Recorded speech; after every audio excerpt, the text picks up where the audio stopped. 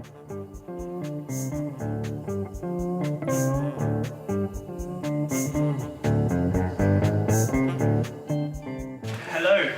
and welcome to this New School Economics and Hacksmiths event.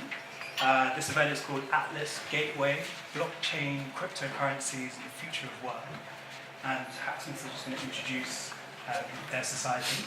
I am Nathaniel and I'm the Vice President of Hacksmiths, and along with a team of awesome members, we basically help run events because we believe that all information should be open and free, which is ironic because we are in an institution that basically says you have to pay £9,000 to get it.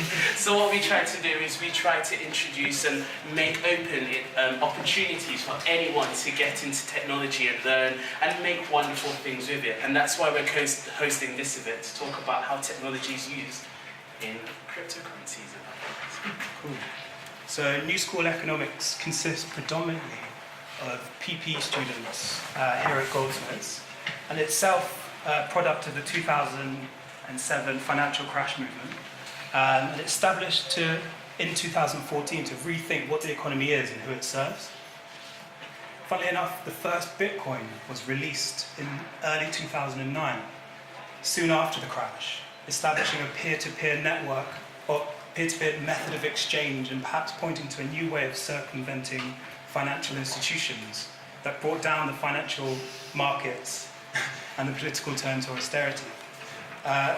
This event is extremely topical, with a huge amount of media discussion focused around the ever-increasing value of Bitcoin.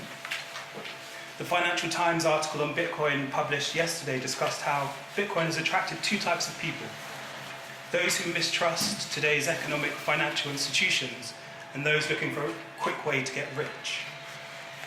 Will blockchain exist purely as a volatile financial asset, enriching developers and wealthy investors alike, circumventing the real economy? Or is this a radically new technology which could assist a paradigm shift towards a more equitable economy through peer-to-peer networks? This is a unique collaboration between New School Economics, Hacksmiths Tech Society, and Atlas Work. And it's testament to how interdisciplinary thinking is vital to understanding today's economy. We have invited Atlas core team member, software engineer, ethical hacker, and cybersecurity expert Patrick Lismore to first of all explain what blockchain and cryptocurrencies are, and how their Atlas platform aims to use this technology to perhaps disrupt the future of work. This talk will be followed by a Q&A, so we invite you all to ask questions, and I'll hand you over to Patrick.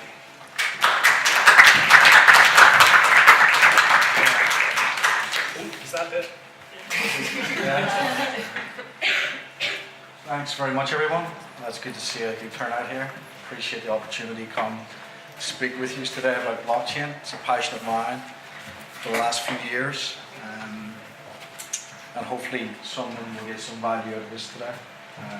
We've deliberately not kept it too technical. For the audience, I was told there's not a lot of technical people here.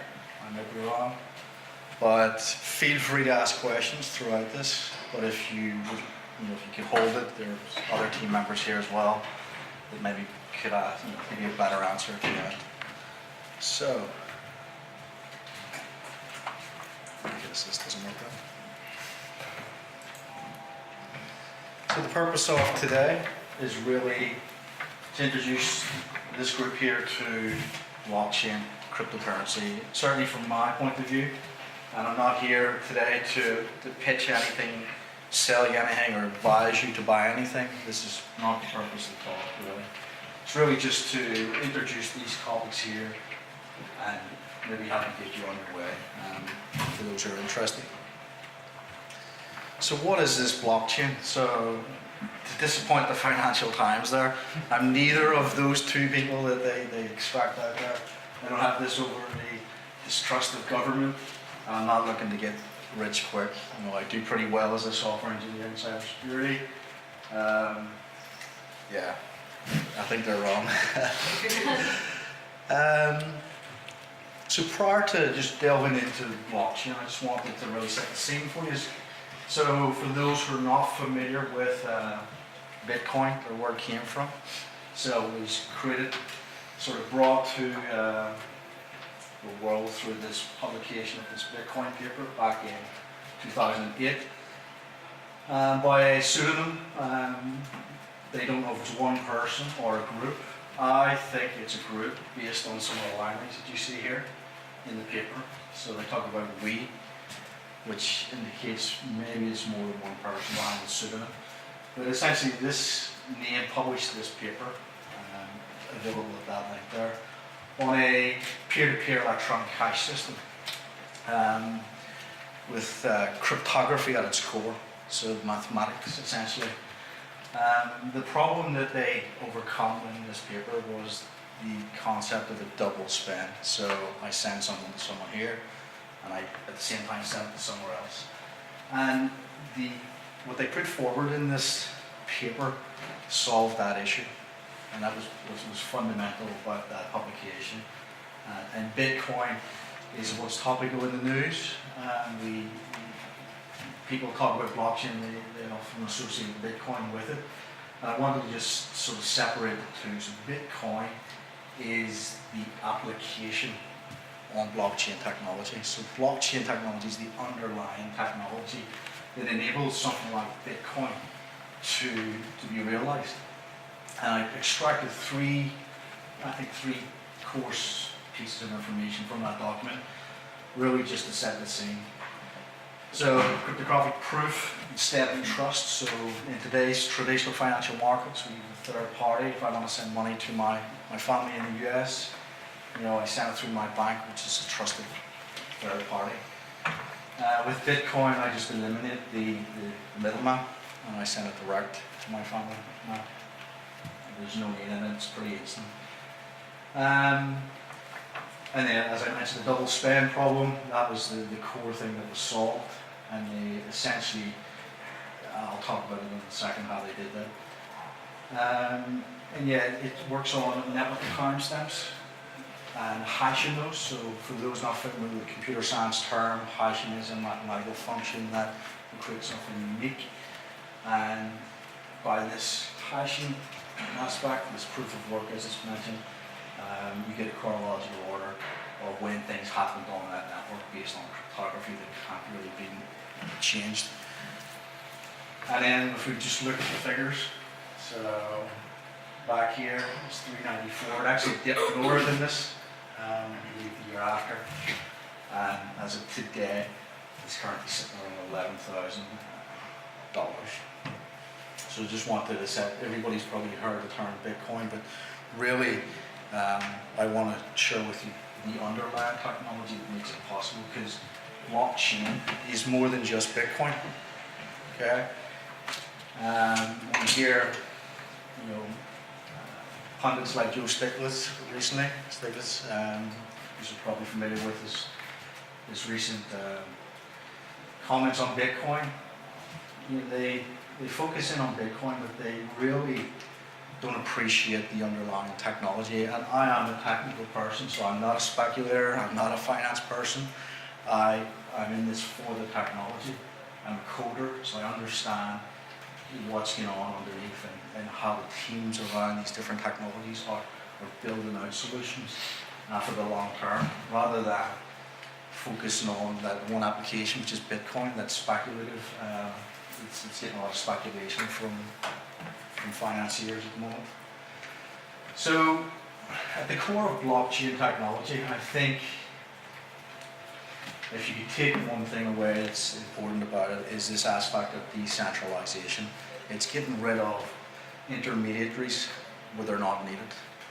We're getting rid of anywhere you could think of that there's someone in the way between you and the end goal is ripe for blockchain use. Banking was the first one, where I guess it was, I can only assume, because we don't know who the person is, so we can only assume around the timing, the end of 2008, into 2009, we had that global financial crisis. I was coming out of university at the time, so I graduated July of that year, and I ended up going to Europe And then I just came back in November that year when the crash really hit, and found myself unemployed at that time. So I had a real experience with that financial crisis.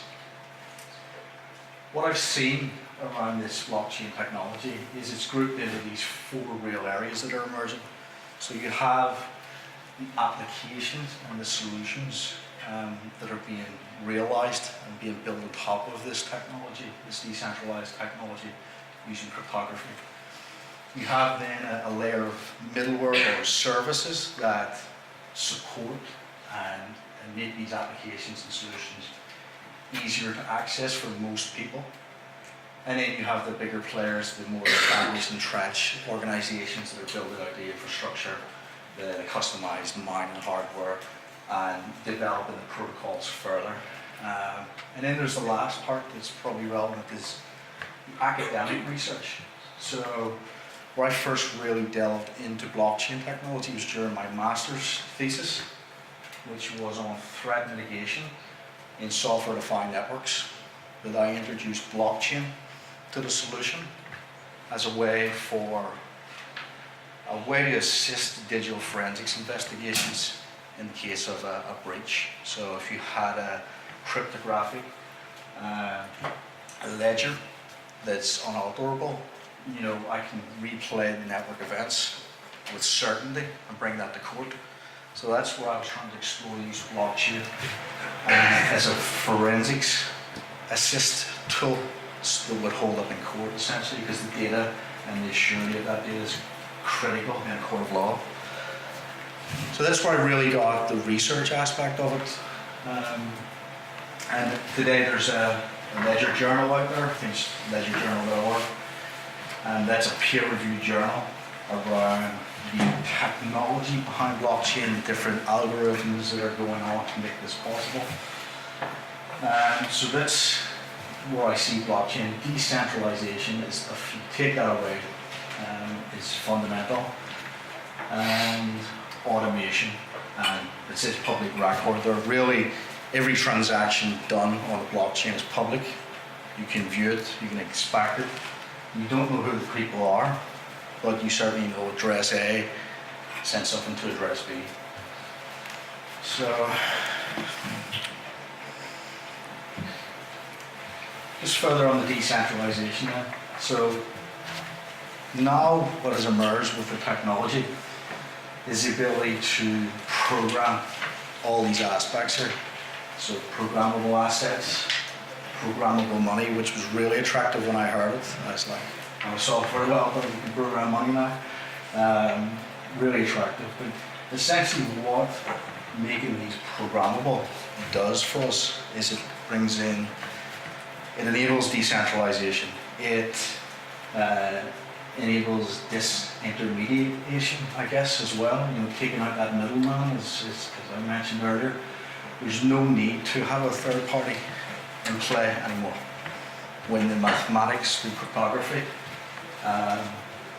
makes it so that it cannot be unaltered, it can't be broken, at least with what's known today, they can't break the encryption.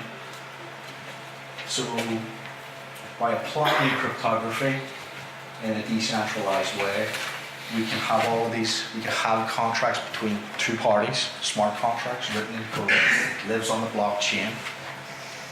That you don't need a client-server type old architecture that you would see in traditional business these days. So we can create code that's viewable, that two parties can inspect and agree on, that we know that this will do X, Y, and Z. And then we can deploy that to the blockchain so it cannot be ever changed. It can only act the way it was programmed, and that might be moving Bitcoin from me to someone else on completion of some work, for example.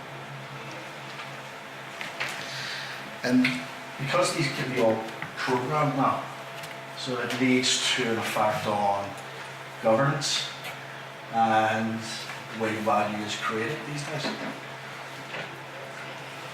But it's the decentralization aspect that I think is key.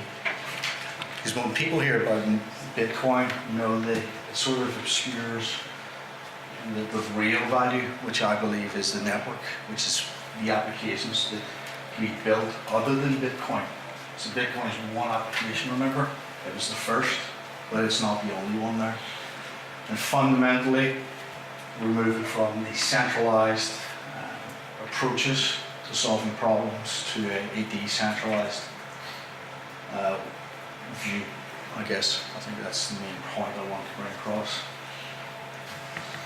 I think traditional finance is really centralized.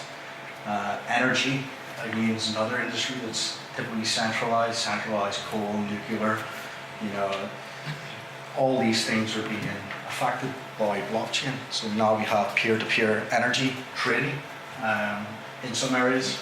New York comes to mind. And there are some here in the UK also taking place. Almost every industry. So I do keep an eye on different things that are happening. And every time I look for domain names for different types of projects, they're already taken. You know, people are already interested in looking to explore these different areas with this technology.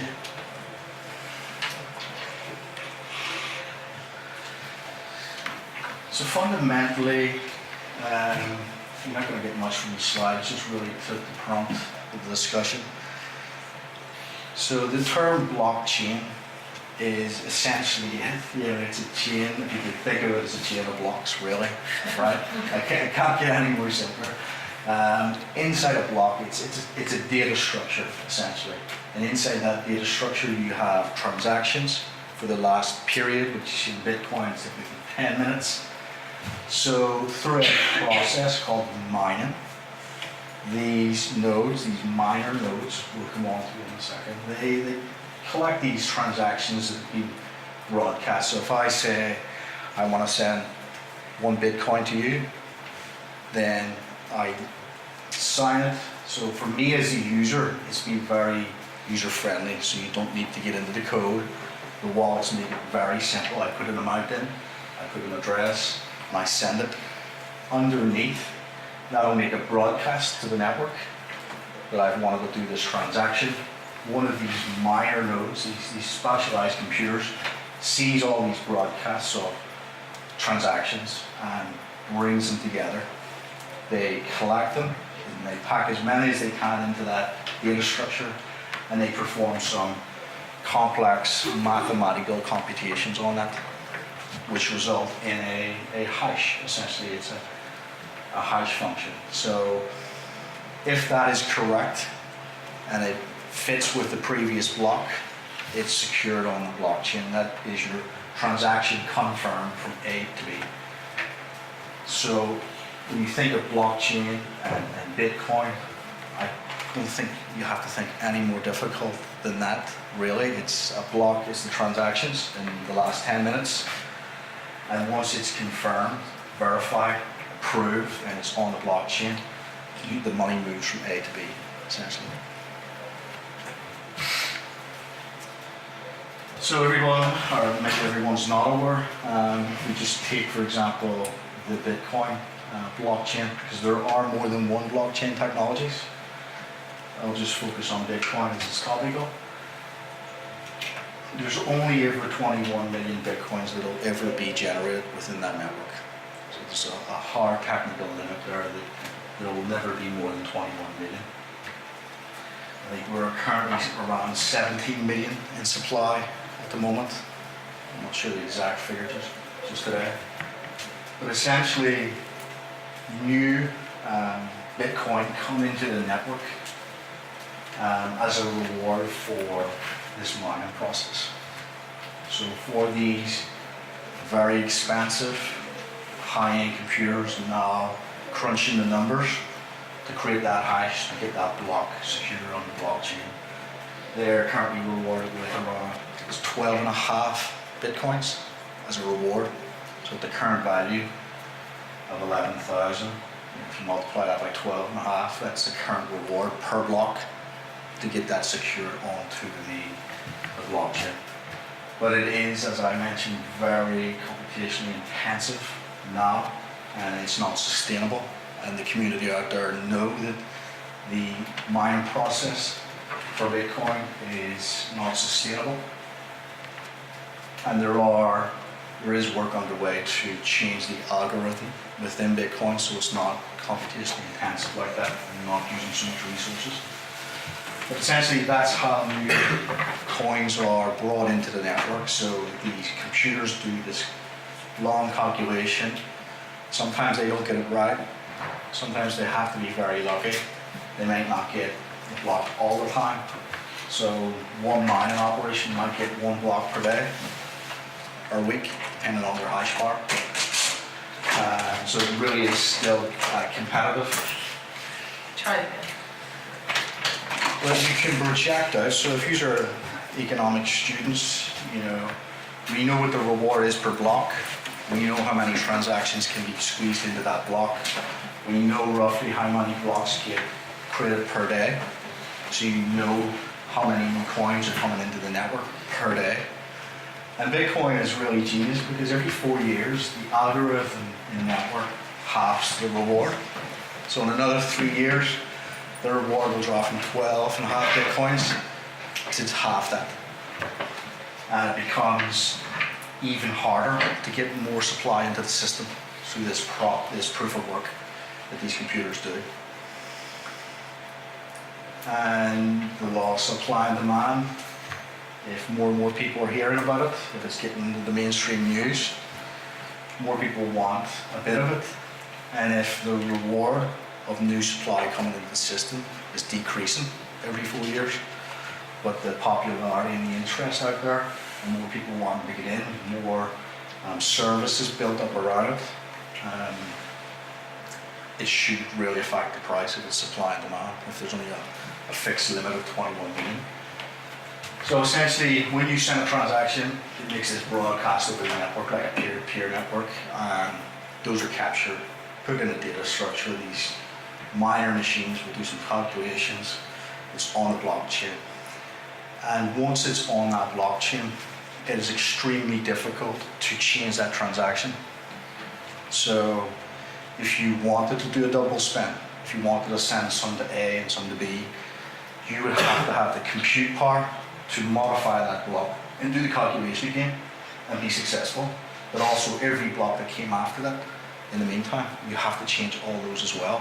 So the computational power to change one little transaction is so large now, it's practically impossible to do. And wouldn't say it's impossible. I guess if you're a nation state with unlimited resources, you could possibly do it, but that's the only way. And this is about as technical as I'll get here, guys. This image is essentially from the document itself that was published. And when you talk about a Bitcoin and sending one coin or 2 coins, you're not sending something, right? Really what it is you have a private key, and associated with that private key is your Bitcoin amount. And when you create a transaction to send some part of that Bitcoin to someone else, you're going to sign the transaction through cryptography, encryption, some well-known, well-studied stuff that protects our nation's interests, protects banking every time you go to use online banking. The same kind of cryptography behind, what we take for granted these days is used. So it's been well studied, well vetted. But essentially, the private key that you own in a network, that's all you're really doing is signing different transactions. You're not physically sort of moving things or some kind of object around. It's just the history on the blockchain, essentially, that shows that you have a certain value associated with your wallet, which is your private key, essentially. And I talked about the double spend problem. So essentially you see here a very simple illustration of a block is a data structure that takes several transactions, some other values, and then the hash. And it's tied to the previous block through this hash. And with cryptography, so we're signing different proofs of work at different stages, and we're recording the time with that cryptographic hash. And because cryptography is used, no one can game that system. It's chronological order, whoever got there first and got it correctly sort of wins in this game of block creation. But it was this real, and this is very simple illustrated, but it was this concept that helped prevent the double spin problem.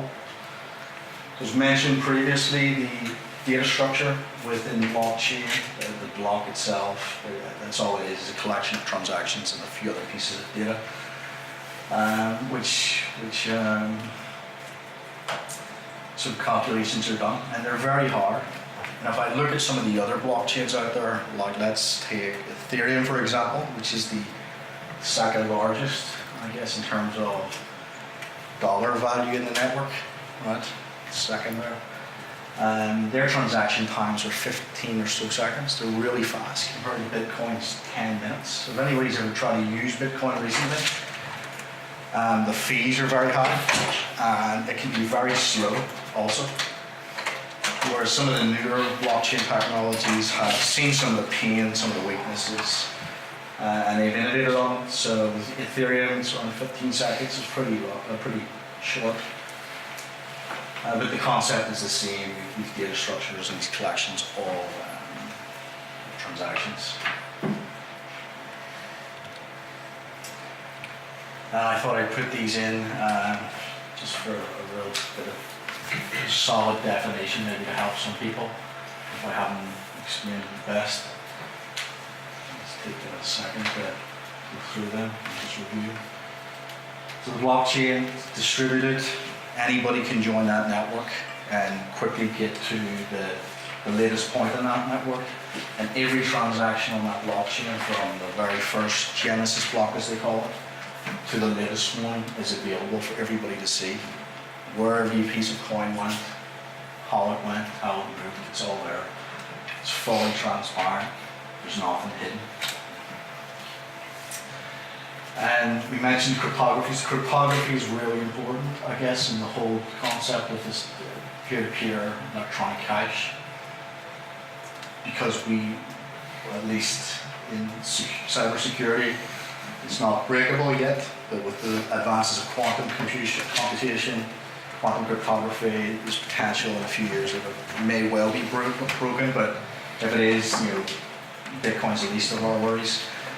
And I think consensus algorithm, I didn't really talk about consensus algorithm. So these different blockchains, and that's where the academic study, I guess, comes in also, is there are a number of different algorithms out there that you could switch. If you were creating a new blockchain, you could pick and choose a different type of consensus algorithms. Within Bitcoin and Ethereum, they're really interesting. So the founder of Bitcoin decided that a block will be created every 10 minutes. And if we add more miners or more miner computers that have greater and greater power, then you will be able to generate the calculation for a block really easy. Therefore, dynamically, the algorithm will adjust the difficulty of that calculation so that it keeps the block creation in and around 10 minutes. So if there's more miners, it makes it more difficult, and if you keep adding miners, it makes it even more difficult. That's why in 2009 you could have mine take part in the network with your normal PC, and you would have got rewards. But now, if you try it with a normal PC, it's totally pointless. You need specialized hardware, and that's because the algorithm has made it so difficult because the computers doing it now are so powerful. But Ethereum, so Ethereum is much the same way, but they had a slightly different consensus algorithm in which it prevented these specialized mining computers from being created to target that particular consensus algorithm. So with Ethereum, if you have a normal graphics card, you can mine and take part. You can join a mining pool, and you can get some Ethereum just by using your graphics card. At the early days of Ethereum, you could have used a normal PC and taken part in contribute to the security. And that's what mining is really about also. It's the security of the blockchain. They ensure the transactions are packaged, secured, and put onto the chain. And the reward is in incentivization. It's incentivized security, incentivized decentralized security. You know, there's a reward there for them doing this work, spending this energy, using this electricity. But in turn, it secures our transactions, the ones we're sending to our friends and family, and to our businesses for goods and services. I've been mining for about 2 years now, myself. I did try in the early days with Bitcoin, but you know, if you don't have one of these specialized application-specific integrated circuits, just doing that hash function, then you know hope. But with Ethereum, it helped, you know, anybody who was interested in taking part. So in my garden, in my shed, I have like 6 graphics cards, and they run 24/7. Specialized OS is the only thing, it's free, and they're just set up to take part in the mining operation on that network. And every so often, you know, some ETH drops in my wallet, and as the price of ETH goes up over time, you know, maybe at the time of its creation, it wasn't really cost effective, but over the long term, just holding those, and the price has risen from $7 to, I think last I checked was $450.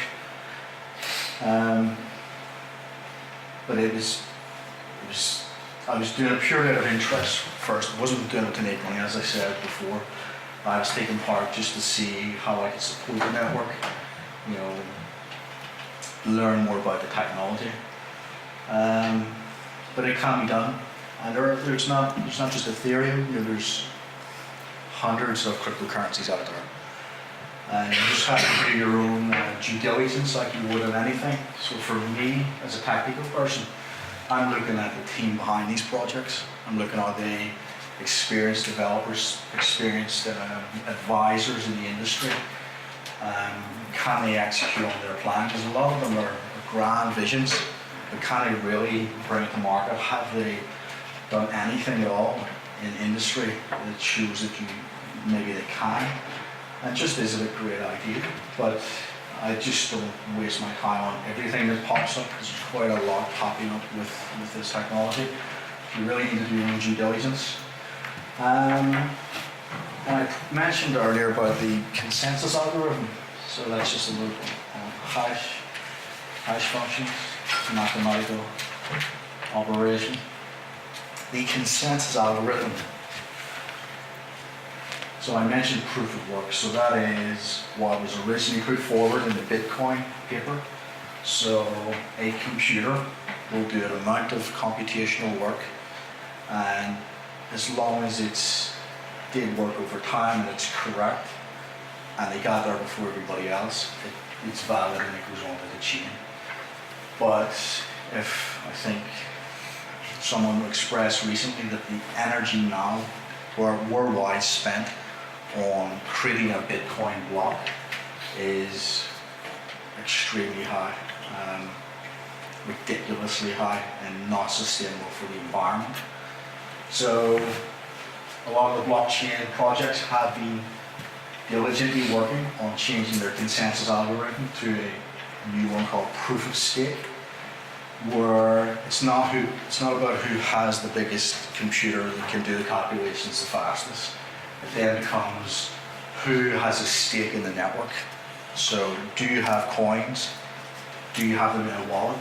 Is your wallet connected to the network? How long for? All these other factors are then taken into account. So it doesn't matter if you just have it on a PC or a mobile app with your coins in it.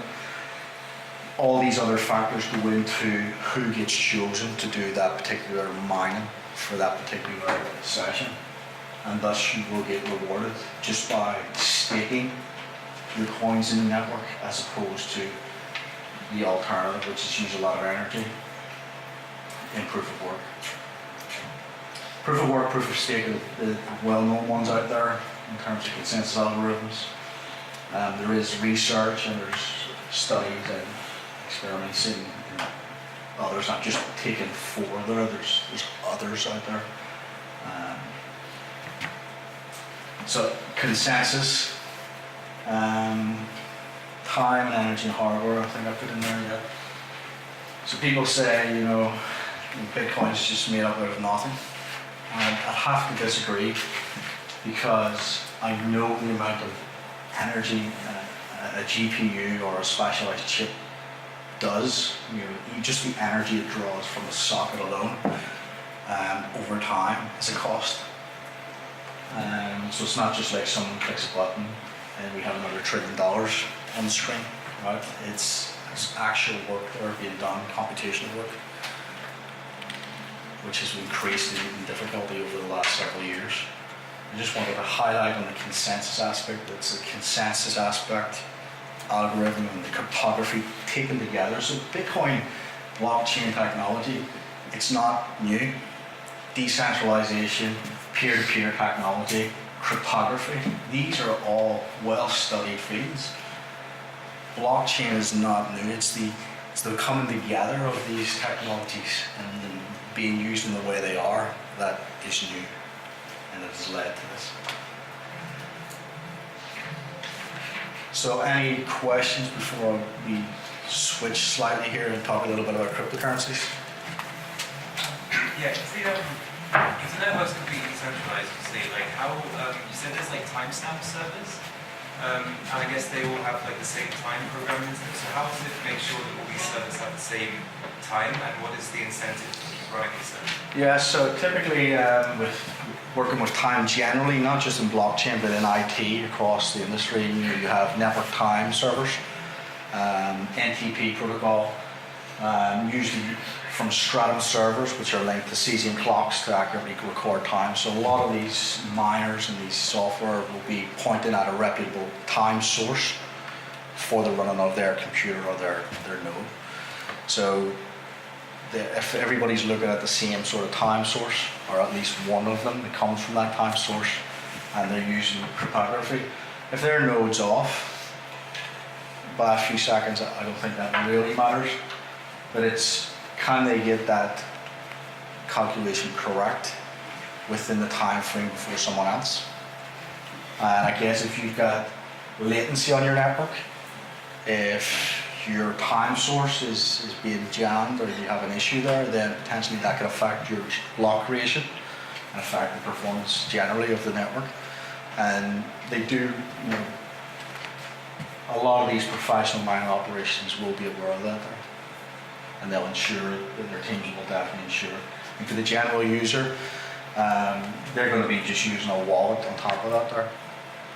As I said, if you're an enterprise or a business dealing with products in the cloud, you're going to sync to a reputable time source, an NTP server, Stratum server.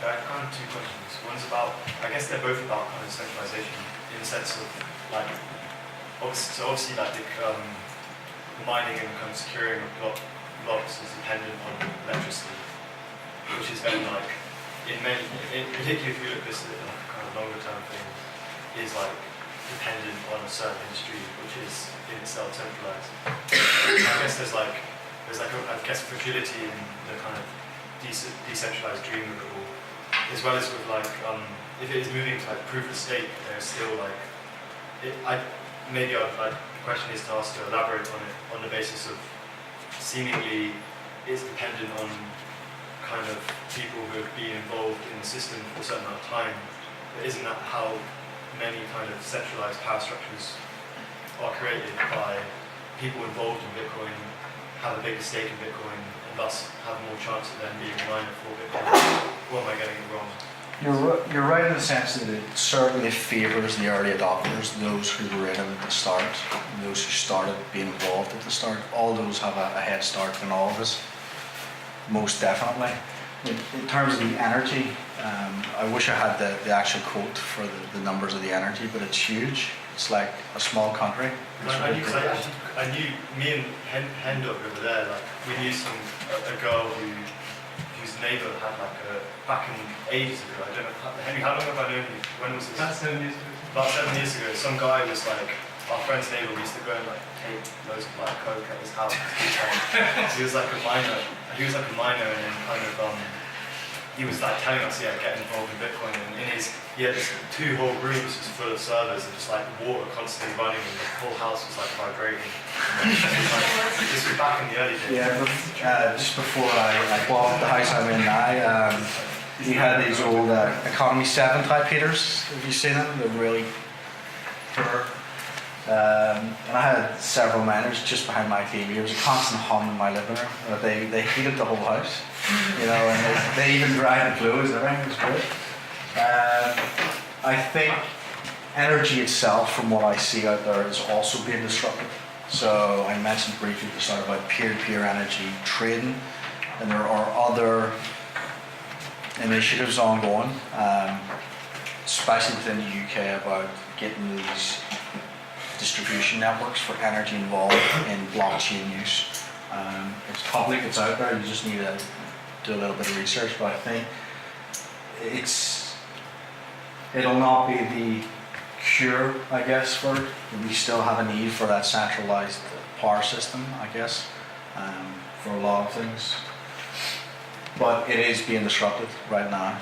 There are multiple projects ongoing with blockchain and peer-to-peer, especially in places like Africa. Cameroon is one I'm aware of. They're trying to adopt this early in the industry, so we're not so reliant on the centralized power energy.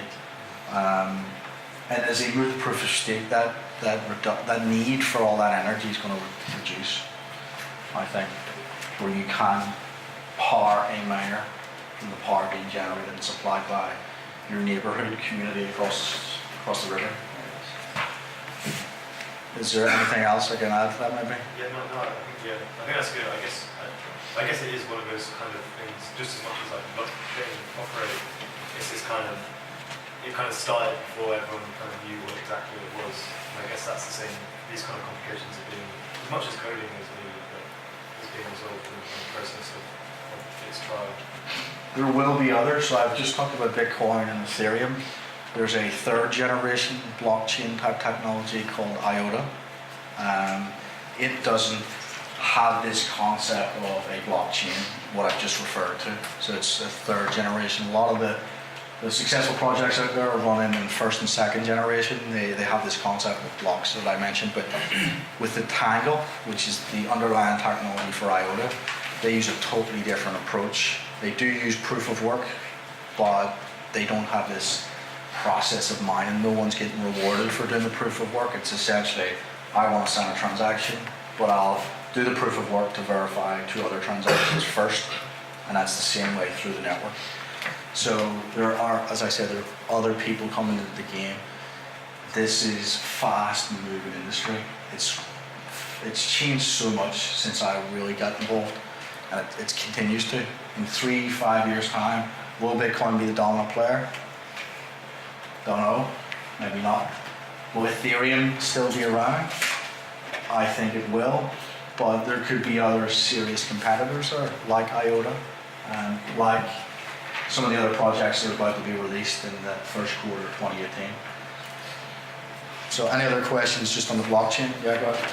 Yeah, you said that Bitcoin is kind of traded anonymously, and I just wondered what is your response to those Bitcoin skeptics who would say that this could be used for terrorism, money laundering, avoiding taxes. A terrorist organisation used this, ISIS used this to fund terrorism in Asia. Sure. Or used this to get rid of it. So just on that one, I'm sure ISIS used US dollar to buy stuff. I'm sure they sold oil to other countries as well. Whatever you could probably do with the US dollar could probably be done with Bitcoin. Can you buy drones with it? Silk Road was the famous case. Sure you can. But I would say the amount that deals and drugs going down daily worldwide in national currencies eclipses Bitcoin or Ethereum. So all those things, yes, can be done, but they can certainly be done with any fiat paper-based currency. Yeah, but this is anonymous, and it could easily use. So there is an element of anonymity to Bitcoin. and there are advances on that protocol. So Zcash is a clone sort of Bitcoin. I don't want to I don't want to get them upset, but you know, they have a way of doing truly anonymous payments based off of Bitcoin. So there are possible ways to do forensic taint analysis on trades, and a lot of these exchanges where you go to buy Bitcoin go through the tradition of know your customer, anti-money laundering legislation checks. So if we know that that account for that person who's validated their credentials, their identity and stuff, we can know where that came from.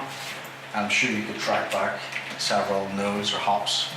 You know, my own project a few years ago was blacklisted Bitcoin, and essentially my thought coming from the digital forensics point of view was, you know, well, we just hear about this massive hack on an exchange, so why don't we just blacklist all those addresses, or all the addresses where the money went to? Anything that touched that address, let's blacklist. Just lock it out of the network. Technologically, it can be done. And I was amazed at the response to this here within the Bitcoin community. So it was sort of 50-50. So a lot of people are like, no, you're destroying what Bitcoin and what cryptocurrency is about, this idea of fungibility of the currency. And others are going, no, it's a free market, you know, let's let the market decide. So there was a real debate about it. So people were afraid that if you did that and you sort of blacklisted or create a tier system of good coins and bad coins, and you destroy this concept of fungibility, you know. So it's still a work in progress, let's put it that way. It's not operational. It is an idea that I had. I think there is merit in it if we want adoption by traditional financial institutions. You know, they are very concerned about dirty money coming through their banks, right? And without Bitcoin, they don't know where it's coming from. You know, in a lot of cases, it's same could be said with the currency coming through their doors. But with that concept of blacklisted Bitcoin, at least that was a check they could have run just to be extra certain that this person I'm dealing with is a million hops away. Because remember, everything came from somewhere on that chain, you know, but they could set the threshold, no hops within 50 hops, right? Because we just can't be sure that the person did a legitimate trade with someone else somewhere. But it's just one idea, right? Any other, you had a question? I was just going to ask if you could expand on the double spend problem, and perhaps like give an example of what it is and how it was solved.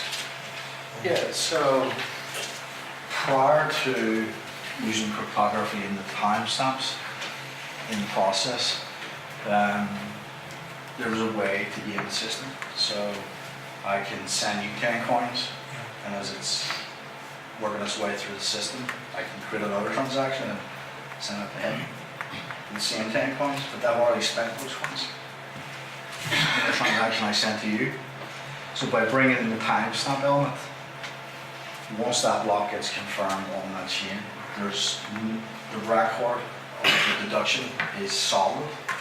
It can't be disputed that it's been deducted, and therefore any further attempt to try and spend doesn't work. So it's really about time stopping hashing those with cryptography to create that chronological order. So someone got there at a certain time before someone else. And it's as I said, every transaction is available on the network. And if someone tried to spend, well, the network's going to tell you you can't because it's already been deducted further back.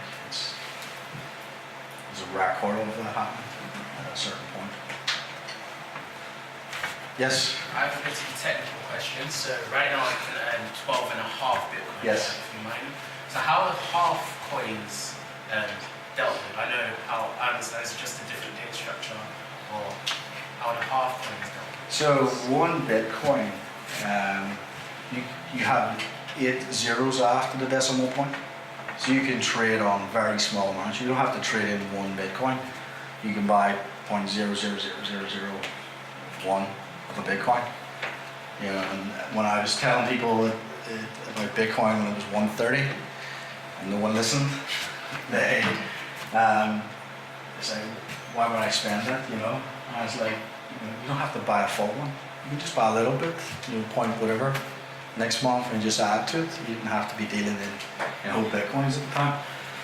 So, and I think that plays into this 21 million limit. Although there will be 21 million Bitcoins in circulation, they can be broken down further. I guess about eight zeros after the decimal point. So you can trade. They call, I think, the lowest denomination is a Satoshi. So you can trade the smallest amounts.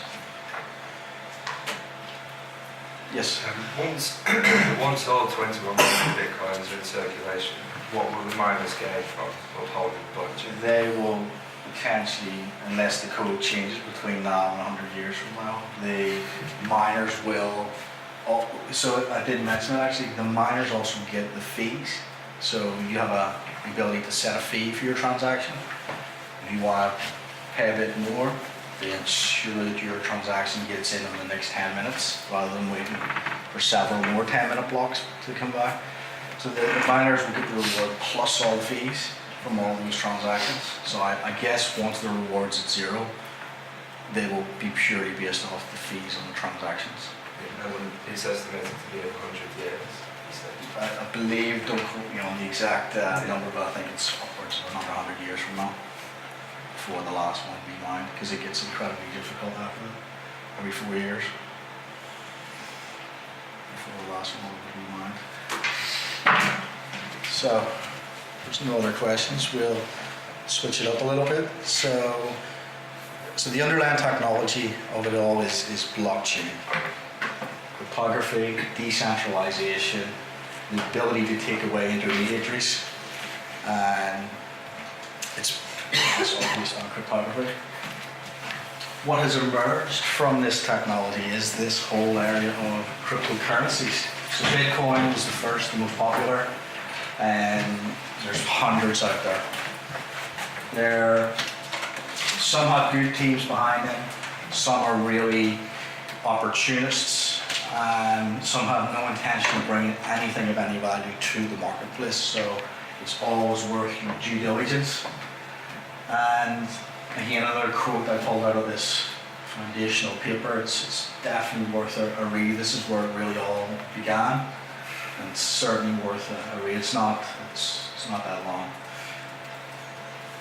So they put forward whoever they were, a system for electronic transactions without relying on this trusted intermediary that we're so used to in the current financial system. The cryptocurrency, it is a digital asset. With cryptography, they can create scarcity, digital scarcity, hence the 21 million limit there. They're used for this medium exchange. So Bitcoin, its only purpose is that one real purpose, is just to send value between two people. With Ethereum, on the other hand, Ethereum say, okay, the currency's great, we can send money, that's great, but we can do more. And the team that formed around the Ethereum project and launched that had the concept of smart contracts, being able to take the legal intermediaries out of the picture as much as possible, because they're pretty expensive in most cases. So they brought the concept of smart contracts, they brought the concept of truly decentralized applications where the code lives on the blockchain, so you don't need to host, as a big enterprise, a server farm with lots of servers there. The code can be deployed, all these nodes and all these across the blockchain, and anybody who's authorized can interact with those contracts, no matter if it's my node, your node, someone else's node. And this alone has given risen to lots of new applications. This year alone, I think the term ICO, some people may have heard, stands for Initial Coin Offering. somewhere in the range of $2 billion have been raised this year alone through this new funding model enabled by cryptocurrencies and smart contracts. So with Ethereum, Ethereum doesn't have a concept of fees as such, where Bitcoin has. Bitcoin clearly says, here's a fee, you can decide how much you want to add to the transaction. And with Ethereum, what they've done is they've looked at all the different computational resources. What is it going to cost to perform this action on a node? So they're looking, and they priced each individual sort of resource at the code level. And when you do a transaction in Ethereum, if you interact with a smart contract, if you have a decentralized application interacting with a smart contract on the blockchain, the resource computation is fairly priced, and they call it gas. So you can think of it like a fee, but it's a very, very, very small amount. And Ethereum, on the Ethereum blockchain, Ether is the name also for it. It's the medium of exchange that fuels these smart contracts, that fuels these decentralized applications. It's the value that moves across that network. And there are others, like I mentioned, IOTA.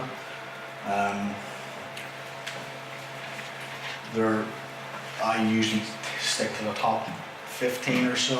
I tend not to, because there's so many.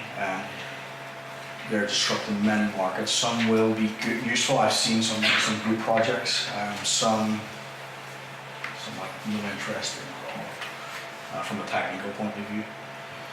But cryptocurrencies, there's a whole area that's been termed crypto economics. So the whole new business models forming around the adoption and use of cryptocurrencies. These decentralized applications that are built on top of these blockchains build services that consume and attract the cryptocurrency used on that particular platform. But the idea is they'll, like any business, they'll acquire it and they'll trade that maybe for fiat or for Bitcoin or US dollar, whatever they need. Backwards. So for cryptocurrencies, so if you're new to this area and you don't want to mine for the cryptocurrency, so if you had the hardware and you followed the tutorials, you could set up your little GPU at home to have some cryptocurrency from whatever network you're taking part in, drop it into your wallet, and then you could then trade that on the open market because you've mined for it, you own that. You can then trade that for what it's worth on the open exchanges. And it's the exchanges that have really sprung up over the last 2 to 3 years. In the early days of Bitcoin, you've one or two main players, one of which famously collapsed was the Mt. Gox incident. But nowadays, being able to access an exchange, there's almost, as I mentioned, there's at least one in every country now, several in the UK alone, and they've made it super easy for you to sign up. In one case, I'm not mentioning any particular companies, but there's one that will allow you to buy a little bit of Bitcoin without registering. So it's a very small amount, it's less than £25 worth. Anything more than they ask you to register, and then I think up until around £1,000. After that, they will ask you to submit ID and go through the typical anti-money laundering checks under the EU legislation. But for the most people, their entry into cryptocurrencies, into the world of Bitcoin or any of the other ones, is typically through an exchange. And these exchanges are like the typical exchanges you see in a traditional financial market. You can register, you can choose a particular cryptocurrency of your choice, and you can typically pay with your debit card or link your bank account, which sort of unlocks. They typically do that where they put a limit on your account, and they'll say if you verify your address, then you can spend more, you can transact more. It's typical in these exchanges.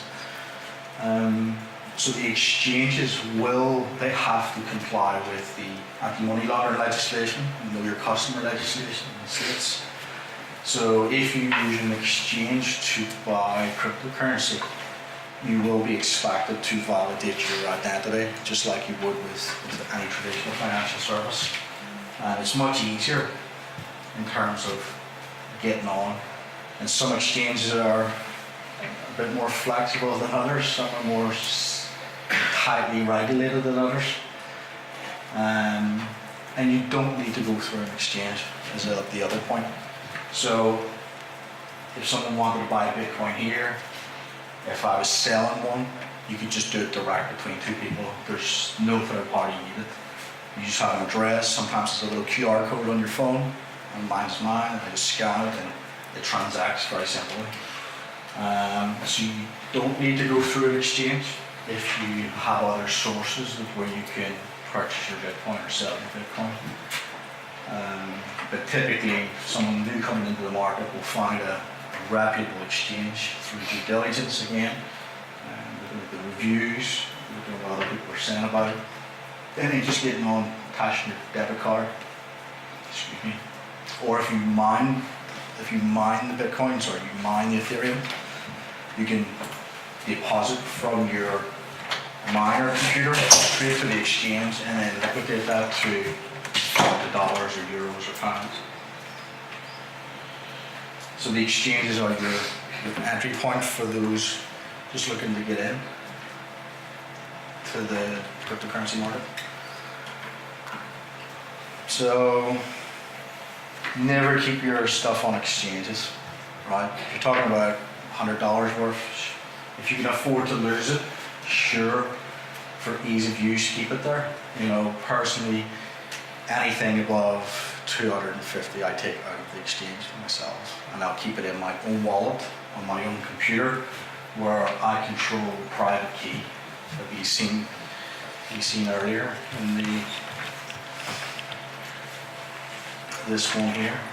So if I download the software, the wallet software from the particular blockchain the cryptocurrency I'm interested in, most blockchain projects will have their own wallet so that you can store their particular coins. And for security, you really want to be controlling your own private key. Exchanges, they control the private key, so if exchange is hacked or if it goes out of business, you're going to lose your cryptocurrency. So I would never personally hold a lot of crypto up there. I always only use it for buying or selling in quick amounts. And while I leave 250 there, sometimes I quickly want to just liquidate some into, if the market's up, and I want to quickly just take some gains. I leave a little bit in there for that purpose. But typically, most of my crypto would be hardware wallets. So these are physical USB type wallets that you can take offline completely. Paper-based wallets is another one. So there's a way to generate your private key and keep it totally off electronic means. And that will ensure that no matter what happens in any exchange or any part of the network, you will always control your cryptocurrency. Because the exchanges, they're normally centrally controlled. They do connect into the different blockchains. So on good exchanges, they'll give you the link where you can verify the transaction on the public blockchain.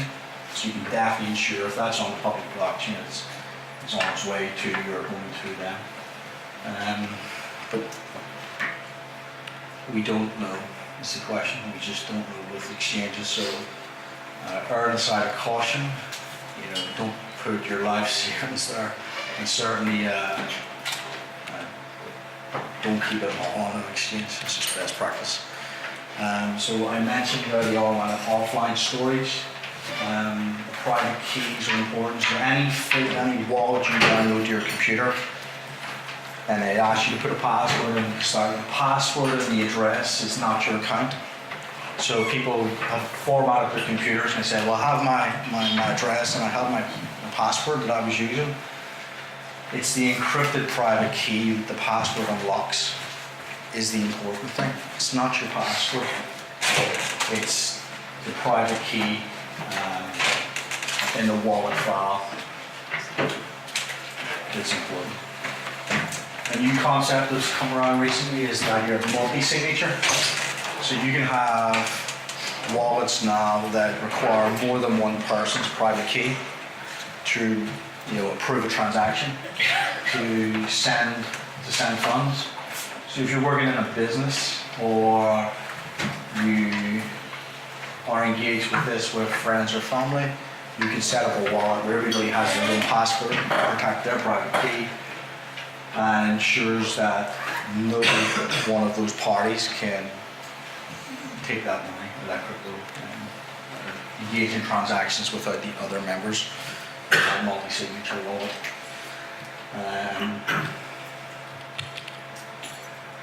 I talked a little bit earlier about this idea of smart contracts. So again, they looked at intermediaries, lawyers especially in this case, and they come up with a concept. The founder, I guess, of Ethereum, one of them anyway, Vitalik Buterin, a young guy in his early 20s. He was heavily involved in the Bitcoin community, and he just said we could do better, and they did. I believe personally, it's a much better platform than Bitcoin. It has much more capabilities. Bitcoin's great at doing one thing, and that's the currency. But with Ethereum, we can now build on top of that, so we can not just have that transfer of value in terms of Ethereum moving across the network, but then we can tie Ethereum into these contracts, and then based on external events that can trigger different functions, and we can create the logic as such that when things happening, we can move the value from one person to another, essentially. The Ethereum platform and these decentralized apps have really driven this ICO craze that we've witnessed this year alone. This $2 billion in new funds raised through this ICO model. So nowadays, a startup company doesn't have to go through the traditional hoops to raise finance. Maybe it's an angel investor, a little bit of seed investment, some rounds with venture capitalists before it can grow and get that money, plus a large share of equity in your business is not being taken. So with decentralized apps and smart contracts, a startup could create a contract and say, we're building this particular platform, we want to raise X number of million.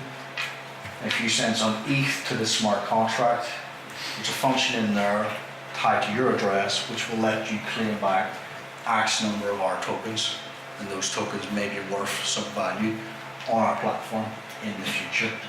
And it's really, really speculative, and there's been a lot of discussion around it in terms of, especially with US investors. In the US, you have the SEC, Securities and Exchange Commission, and they have a thing called the Howey test, and how to identify if what you're selling is a security. And by the definition of people investing something like Ethereum, which is currently $400, in return of getting some kind of digital asset which they believe may appreciate and get a return on that investment in the future.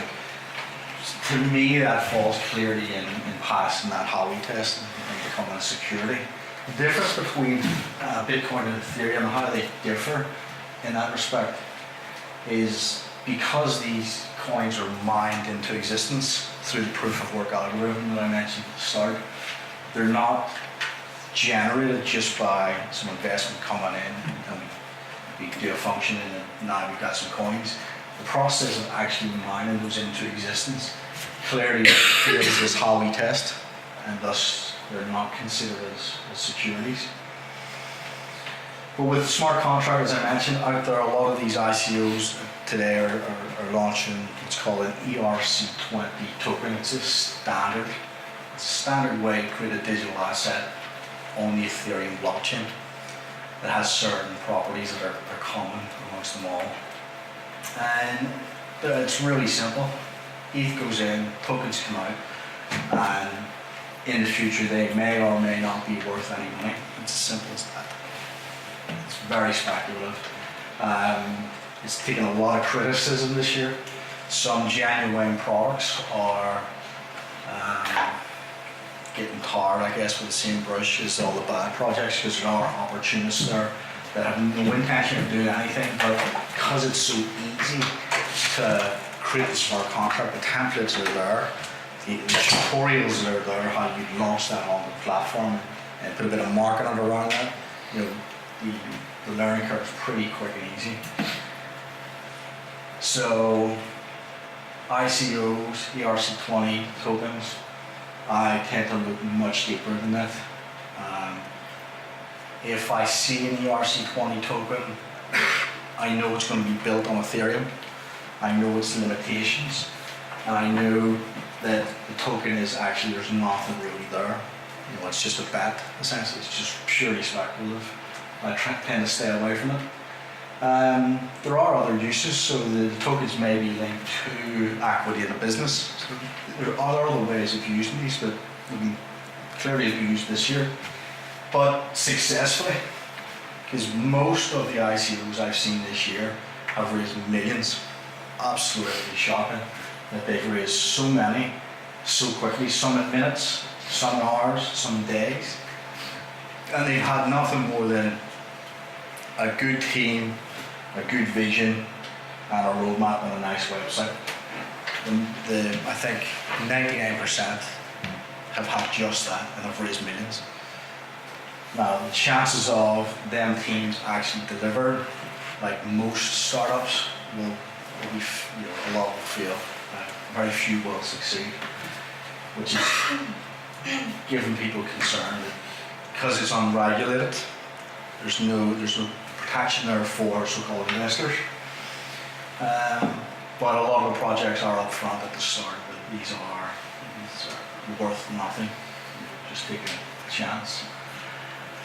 What is really interesting with smart contracts and these decentralized applications is the level of automation that can be performed. We've been working into the transaction between a client and a freelancer, where we can define the parameters of contract, you know, late penalties and all these different kind of aspects if someone engages in a piece of work, and then we can secure that onto the blockchain. And once different things are delivered at different times, we can trigger the different states in that contract to release the milestones, for example, if it's a longer project. It's just one example. So the level of automation on the back end is amazing. And it's decentralized. It doesn't mean if I'm hitting this node or that node or this node. If this service provider goes down, we can always interact with any other node because it's a shared ledger. And these concepts are really feeding into this term of the fourth industrial revolution, where the focus is on the digitalization, the automation of society. These technologies are really helping drive that shift, I believe personally.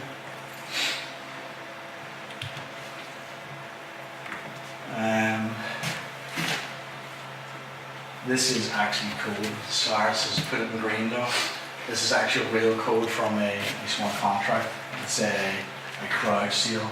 I just took it off one of the templates out there. So you can actually take the code, change some of the parameters for your particular crowd sale needs, the amount of digital assets being created, for example, the value of, say, ETH to those digital assets. You can define things like a sale period with a discount and a different discount for a different sale period. You can start those. They're very configurable to suit your needs, and as I said, once that's on there, it can't be changed. The code can't be changed. Some of the other examples that you can potentially do, the aspect of smart property was interesting, where I seen a project that had their physical locks tied to the blockchain. It's sort of like an Airbnb type situation where they were renting out their house. And when the transaction is performed on the blockchain, somehow they have a solution where it can be linked to allowing that person entry to that property. Self-enforced contracts. Voting systems was another one, so just on the voting system one, which was interesting. So there was a very famous case with Ethereum. There was not so much with Ethereum, but it happened on the Ethereum network. It was the concept of DAO, the DAO, and it stands for Decentralized Autonomous Organization. So the technology allowed for the creation of an entity where to become a shareholder in this virtual decentralized autonomous organization, you had to send some ether. So you contracted with the DAO smart contract. And in return you got an equivalent number of their DAO tokens, essentially. And the concept they were trying to put forward was, and it was successful only for the hack, right? So in, I think around 3 weeks, they'd raised something like $150 million for this new concept that people were still learning about. But essentially, anybody who had contracted was an owner of this organization, so anybody could then submit a proposal. So I propose we use some of the 150 million funds to fund this electric vehicle charging project, and we'll smart contract with them. So the concept behind it was great. But unfortunately, a lot of computer code had a bug, and a hacker was able to split after joining the contract, and then a recursively call a malicious function that started draining the funds from the 150 million pot. But the hack aside, if it was allowed to have succeeded, you could have seen many people from around the world who mostly don't know each other be able to collectively take decisions and decide where the funds that have raised in that entity get put to good use. So I think we're only seeing the start of this here. I've actually seen a project where they're building sort of like a virtual economy of these decentralized autonomous organizations that subcontract with each other. So there's a whole industry evolving just around that alone. And we're only seeing the start of it. And it plays into that aspect of crypto economics that I discussed. New business models forming, making use of these digital assets and cryptography.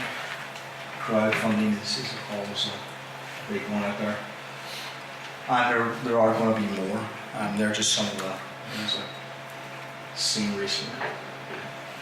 Domain name registries, now you can buy a domain name with a .eth extension that you can put the name servers just where your domain name maps to, essentially, on the blockchain.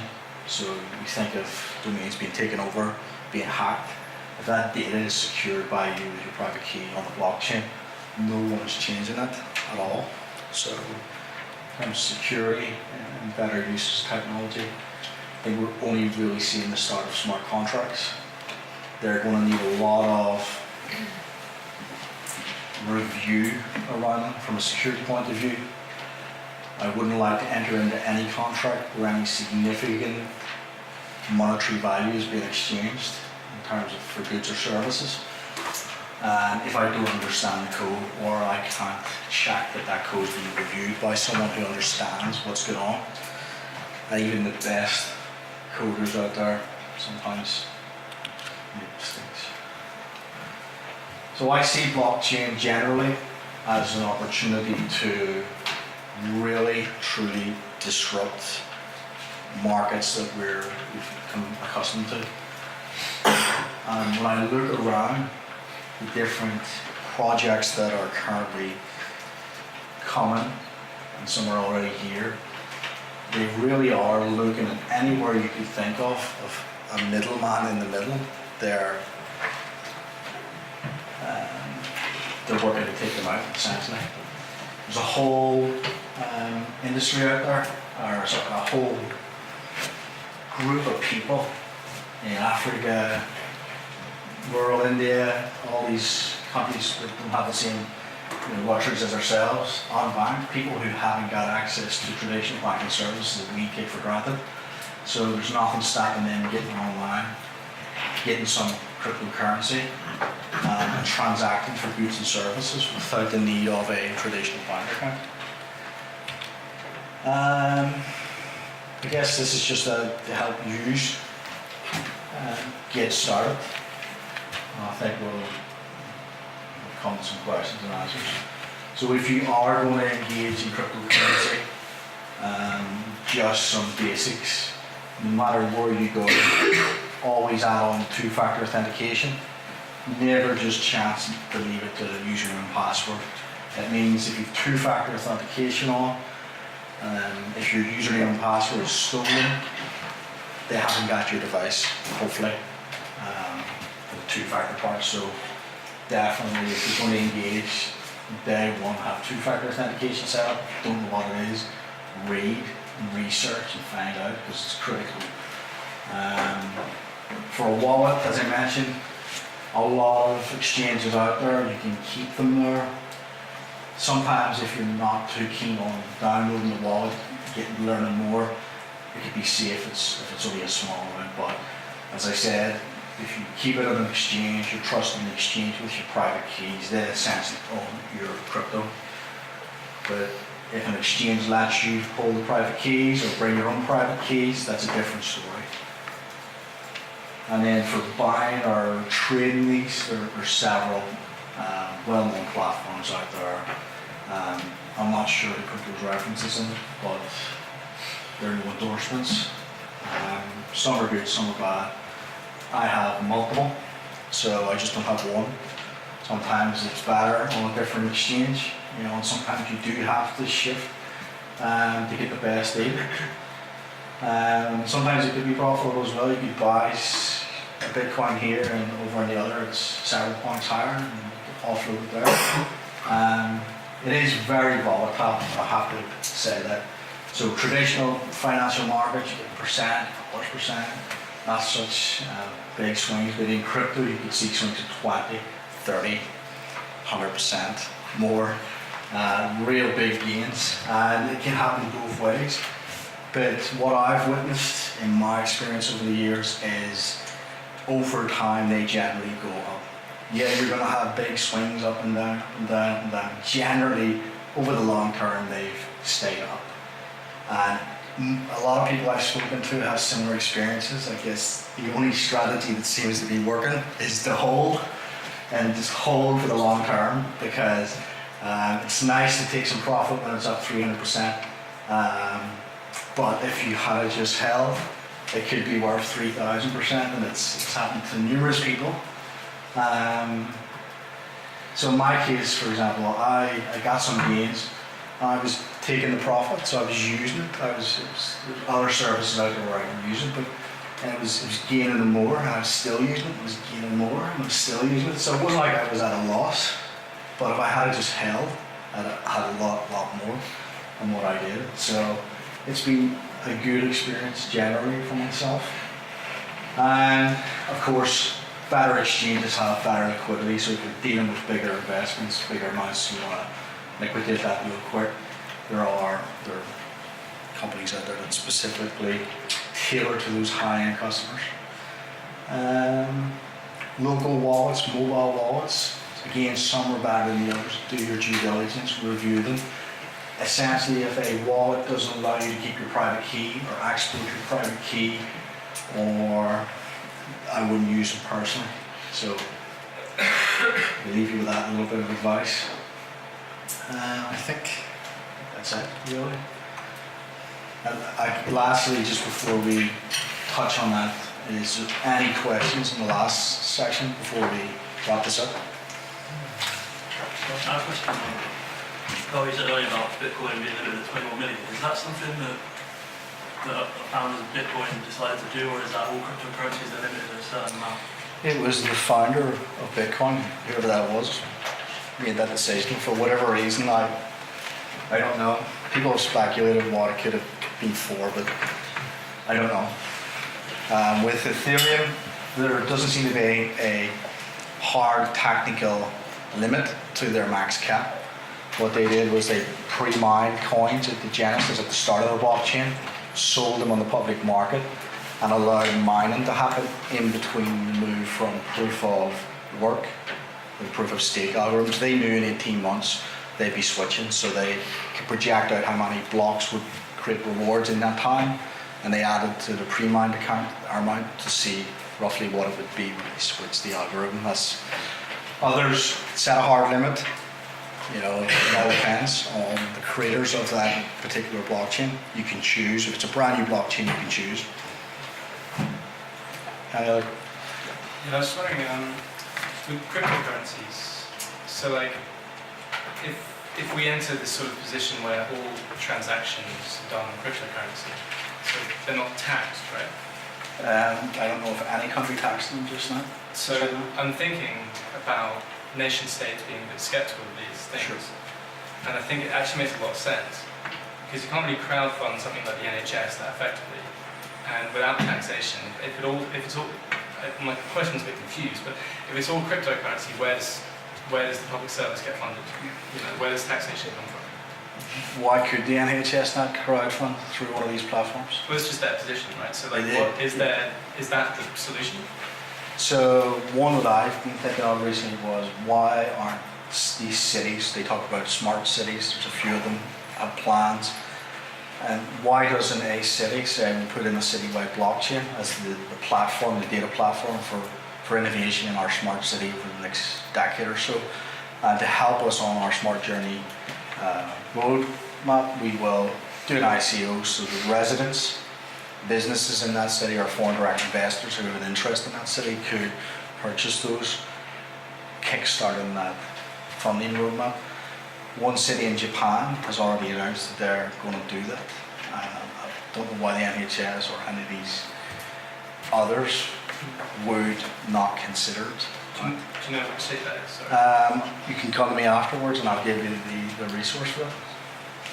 Can I ask, like, you said that it goes up and down sometimes. Yes. Generally it goes up. Why does it go down? Why does it go down? Yeah. That's the man there to answer that question. I'm not a trader, so... So basically it's based on supply and demand. If the market decides to sell more in majority, it will affect the price of the cryptocurrency itself.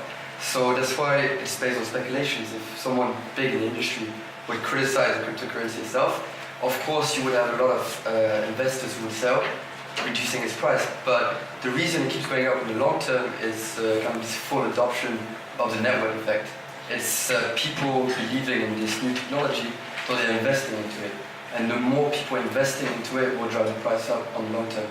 And when you look at the market cap of Bitcoin now, which is about 180 billion, if you compare it to the market cap of the US dollar, financial institutions which are in trillions of dollars, this is why right now the volatility is high, is because it's got such a small market cap compared to those stable and those large financial institutions, financial markets.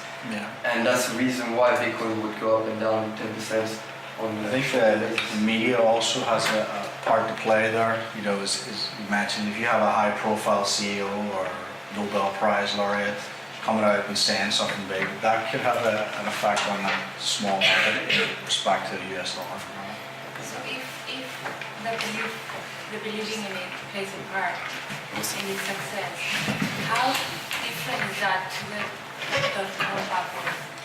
So definitely, recently I've read many articles that show a similarity between what was happening then and what's happening now. Personally, it's people coming in who are not technology focused, speculation, financiers, people trying to capitalize or make money off of this rather than believing in the project, believing in the technology vision going forward. There's one thing I could add when you mentioned the word bubble. A bubble is basically kind of influenced by an external party. It could be influenced by a government, a huge financial institution, and the reason it would burst is if kind of the success of this economy would be based on failures or lies. But because this is kind of a decentralized technology, everyone has access to kind of its tech and its core codes. You can see that no one will be having a strong influence in it. No one can lie about it because everything is available to the public. So that's why, for us, we believe it will keep increasing in value up until we reach kind of a stable market cap that would be similar to the US dollar an initial currency. So that's why when you don't have this external influence, this strong influence behind it that could lie about it, that could release fake news on it, then that's why it's kind of surviving this bubble. That's why it's not a bubble itself. But like, okay, so a few days ago, it dropped Bitcoin, and that was because a lot of people sold to then possibly buy again, had a lot of profit, make profit. Yeah. So if a bunch of people do it, and it really drops, and the confidence doesn't come back, Yeah, you're right. It's certainly confidence is a big part to play, and at the minute, there's a lot of people have confidence in the code base, in the mathematics and cryptography, and the proof of work that generates those to put it where it is. When Bitcoin was at $9 and it went to 12 and it dropped back to 8, we didn't have the news that we're having now, right? It's only when it's 11,000 that people are starting to shout about it. Well, I've seen bigger swings than that. And also, if you look at some of the alternative coins, the altcoins as they call them, with small market caps. Small market cap with a couple of people, with a couple of hundred Bitcoin, could really influence those smaller coins. They're really susceptible to it, so you're better off sticking to the higher, big established coins personally, and networks. We haven't seen the last of the volatility. There has to be a pullback personally, myself. Crazy this last few weeks in terms of the growth. In terms of not even the last few weeks, this year alone. So I watched it go from Ethereum $12 to like $400 in a matter of weeks, and then fall back. So long term, personally, Bitcoin 100,000. Myself, I would see that. And as Bitcoin goes, it drives all the others with them. But we will definitely see more swings. and could government regulations, keep asking, Yeah. could government They could. regulations affect its success? So if, and then what would happen then? I think it would push it underground, so I don't think it would negatively impact it. I think if they outlawed it, banned it, it would only increase its adoption, to be honest with you, personally. I saw that in the statement that you showed earlier about Bitcoin and its founders, it said that it doesn't rely on trust. Was that it? Yeah. So surely it does to some extent. For example, when Jamie Dimon, the JP Morgan Chase executive, he said some bad things about Bitcoin, the value dipped by quite a large chunk. I think it was like $2,700 at that point, which is only 3 months ago. So isn't that kind of contradicting itself? Surely big chunk of it does rely on trust. If someone says something bad, then people don't trust it anymore. So I think the trust in that sense is the trust is third party aspect of a transaction or of a system. So the trust is in the mathematics that can't lie. Math doesn't lie. It's either right or it's wrong. So the trust is in the computer code and the application of cryptography on that is where the trust is. We don't need to trust in some expert or some appointed expert or some regulated expert because who's going to intermediate between us. Following on from that, Sure. if one really wanted to understand the basis of that trust and blockchain that's based on really properly, what books or resources would you use? There's nothing better than reading the code, personally. You don't have to be a coder to inspect the algorithms there. Mastering Bitcoin is a book I've read recently. You can get it on Amazon. Other ones, the Ledger Journal, if you're looking for some more academic type research there. That's certainly subscribed to the research coming out of that journal. But there's the developers of these platforms are accessible. They're not hidden. You can drop into their developer chats every night of the week and engage them. And that's where you'll find is in talking to the developers rather than reading opinion of speculators who sometimes don't appreciate or understand technology. You can go and ask the developer directly. You can listen to their conversations. You can hear them talk about how they're building the next release of the product. And ultimately, at the end of the day, it is a software product.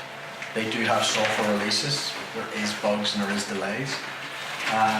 So personally, I'd look in the code myself as a coder, but you're probably not a coder. But you can certainly engage one of the developers and look at a code, especially with Ethereum, sometimes with the Bitcoin as well, and you could ask them directly, where did you learn this, or how can you learn more as a non-coder? And they're most times generally helpful. So as sort of traders, I feel that traders have basically influenced Bitcoin, for example, price to go up quite a lot. What do you think is going to happen when you reach the point at which to mine Bitcoin is more expensive than what I'm consuming than the actual cost of the Bitcoin? What do you think anything will happen then, and will it affect people's trust in Bitcoin? Yes, it could affect the trust. Potentially, I see Bitcoin is old and slow and expensive. There are better, faster, cheaper technologies out there that are making much more of an impact than what Bitcoin has done thus far. Might not be the only one. So yes, there may well become that point, but I think the switching of the algorithm reduces the need for expensive energy to generate them. There's a drive for them. Yep. Sorry, I'm a little confused. Is Bitcoin its own independent currency? Is it like dollars? Is it its own currency? Yeah, so, and I'm not here to really advocate just Bitcoin, right? It's more about the technology underneath Bitcoin. Bitcoin is that unit of exchange on that particular blockchain network. Yes, it is its own medium of exchange on that network. There's no other way to exchange anything other than a Bitcoin on that network. Yes. So do you think Bitcoin has a positive impact on an economy's growth or negative? Generally on an economy, I think, based on what we've seen around the whole Bitcoin ecosystem. I talked very early at the start about the four areas, the applications and the solutions, the middleware and services and the infrastructure area. So Bitcoin, the blockchain technology, has created a lot of innovation around it. And that can only be a positive thing. And not only have they created new businesses, they created new business models, and they continue to evolve. Then why doesn't the government tell citizens, to encourage citizens to buy Bitcoin? That one I can't answer. Maybe we'll ask Teresa why she doesn't know that. I'm kind of. Firstly, I just want to say I'm fascinated, I guess, philosophically about the kind of this idea of it doesn't need to rely on truth in answer to your thing. It doesn't need to rely on trust because it is objectively true, being mathematics, pure philosophy.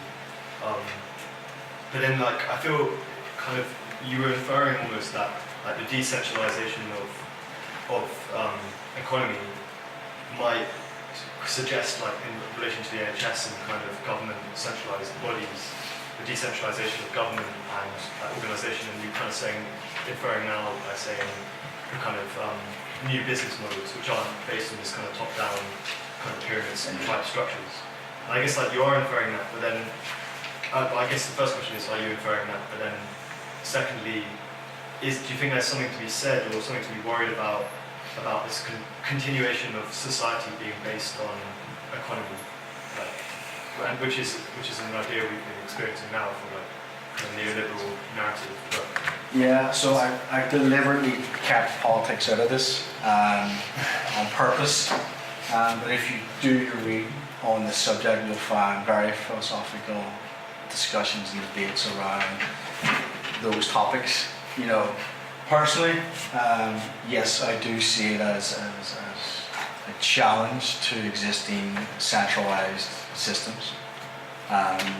Banking was the first, obviously, to separate currency from state control, essentially. I think we all understand central banking monetary policy and how a small group of individuals affect that. So with Bitcoin and the blockchain, that sort of separates that link between a government, who right or wrong may have the power to issue currency. From what I've seen in the space, some of the stuff I've been involved in myself, I can see this being a positive transformation in society. We can already do point of sale at the till, and you're transacting in Visa, but behind that, it's debiting your Bitcoin account. It's that easy nowadays. So people will be using it and will not even know they're using it. That's the way it's going. Hopefully the governments will get on board sooner rather than later. Sorry, just a quick But I question. deliberately left a lot of that stuff out. What's all about like the idea of, I don't know, just as much as like abstract Bretton Woods fiat economy, like led to like abstract art, do you think? I think that looking back, abstract art from the less abstract economy. I'm not Satoshi Nakamoto, so we can only glean from his paper and from some of the work he did and some of the thinking that he was thinking at the time post-crash in 2008. And I think generally at that time there was probably to this day still is a lot of mistrust in our financial institutions and to some extent in some of our governments worldwide. And I think that sentiment plays into this technology because suddenly now people have the means to transact, get paid and pay in this cryptocurrency that's not affected by those select few individuals that control monetary policy and print a lot of money just because they want. Any other questions? I was just trying to like contextualize this. For example, Uber has been taken to court in London, and there's this institution, this think tank called for not paying its workers like a pension, amongst other workers' rights issues. And then there's this think tank called the New Economics Foundation, which has set up a cooperative version called CabFair. So it relies on people sort of crowdfunding and creating enough money to then build this platform, this cooperative platform to replace Uber. So how does the smart contract come in here as a possible alternative and to creating a contract between workers and a platform in which their rights are sort of like stitched into the contract, and also, how does it work? So in terms of that issue in smart contracting, so the smart contracting will be between a client and someone that client is hiring. So it's between those two individuals really what goes into it. Those two individuals on a raw blockchain may not have the skills to write the code, to put all those things in and make it work. With a solution that we're trying to put an abstraction on top of that, so it's an easy entry point in, so people are used to the web and mobile experience. But underlying that, we can configure it, make it easy for them to tick the boxes. I want bid penalties, less than 2 days. Configure it. If there was a feature in there that said, I also want a percentage discount on my pension, I suppose we could code that in. The smart contract is between two parties, or one or more parties essentially. And what's in that contract is it. It's an unregulated space at the moment. In addition to that, there was a university in London, I'm not sure which one, but they had a similar idea where they outsourced their facilities work to a third party. Because they've worked at the university for 10 and 15 years, all the way through as a third party, they took the university to court recently. They expected more benefits from them as a worker, but I believe it was not held up because they were essentially outsourced. The question on that actually did come up the other night on a call we had. but it's a new space. I don't have the answers at all. It's fast moving. And hopefully through the smart contract we can build in some of those sureties between a client and a freelancer. How do you see technologies like this factoring into like crowd computing? For example, like I know it's you don't get any money out of it, but something like folding at home. Is there any way that you could create a cryptocurrency or something involving blockchain around something like that, incentivizing people to lend their computing power to projects like that? Yeah, there is a project for that. I believe it's Gollum. I think so. People who have spare hardware compute capacity for big render can link into that network. There's another one for storage. SIA, I believe his name is. SIA. And you basically give up hard drive space on your free computers essentially, and the people paying on that network for storage, you would get a cut because you're essentially giving up some of your space. So there are projects like that. I thought personally, why doesn't a national state integrate their energy supply into all the smart meters, for example, and everybody can earn in society through the process of mining for the smart meters attached going to be to everybody's home in the future. You know, so an essential way you have some basic income that can be traded on the open exchange for every household. You know, they can be very creative if they want. I don't think we've seen the last of those particular projects increase. Any other questions? Yeah, so what's the worst thing that can happen to Bitcoin right now? First, I think an outright ban globally